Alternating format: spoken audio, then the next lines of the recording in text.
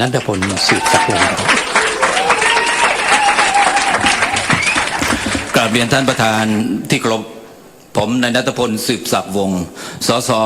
ผู้แทนราษฎรแบบบัญชีรายชื่อพรรคอนาคตใหม่ครับผมอยากหารือกับท่านประธานนะฮะเรื่องสิทธิพลเมืองกับความเสมอภาคของกลุ่มชาติพันธุ์บนดอยนะฮะในฐานะผู้แทนราษฎรชาติพันธุ์มงคนแรกของประเทศไทยครับฝากไปถึงท่านรัฐมนตรีมหาดไทยกับเจ้าหน้าที่กรมป่าไม้นะครับกับเจ้าหน้าที่การไฟฟ้าส่วนภูมิภาค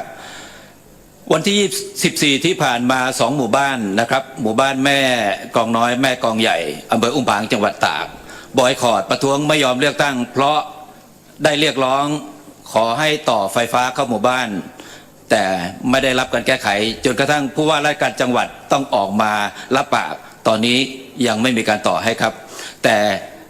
เจ้าหน้าที่รัฐที่อยู่ข้างๆที่มีไฟฟ้าผ่านเขาสามารถใช้ไฟฟ้าได้ประเด็นที่2ครับ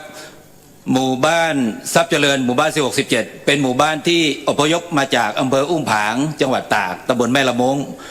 เป็นการอพยพเพื่อเก็บทรัพยากรธรรมชาติสัตว์ไว้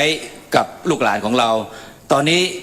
ทั้งหมด19หมู่บ้านที่มาอยู่อำเภอพบพระจังหวัดตากยังแยกหมู่บ้านไม่ได้คือหมู่บ้าน16-17ขอเรียนผ่านท่านประธานฝากไปยังกระทรวงมหาดไทยช่วยแยกหมู่บ้านให้เขาด้วยครับผมในฐานะผู้แทนราษฎรกลุ่มชาติพันธุ์มงครับผมอยากฝากให้กระทรวงมหาดไทยใช้การ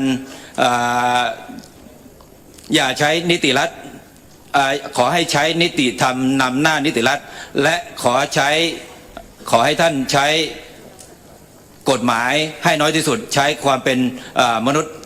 นุษยวิทยากับมนุษย์วัฒนธรรมนะครับในการนำปัญหาแก้ปัญหาต่างๆครับขอบคุณครับขอบคุณครับ